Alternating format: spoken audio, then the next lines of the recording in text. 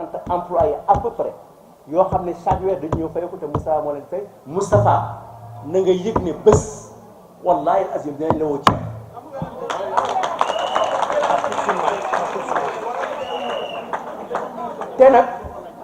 te nag s'il vous plaît te nag yow ci sag ragal yow moom lay fàttali dama lay fàttali ñaari yëf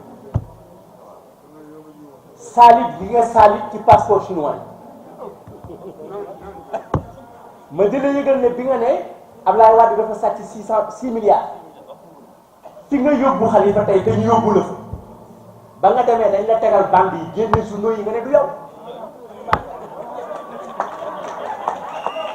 ngoonte bon yow xam nga ne yow ndëgëm yow ma def la nga def ñu enregistré sa baat nga nangu wax ne Sénégalais yi ne sa baat sa doom di ko dégg ak sa jabar waaw ngoonte bon Khalifa mu deful dara yow est-ce que am nga yéenewu dugal ko foofu du affaire bu réew il faut que ñu comprendre exactement bu fekkee ne dama fen na nit ñëw ne dama fen neexul nag li may wax neexul de mais yaa wax fii dafa mel ni ëllëg ngeen génne lii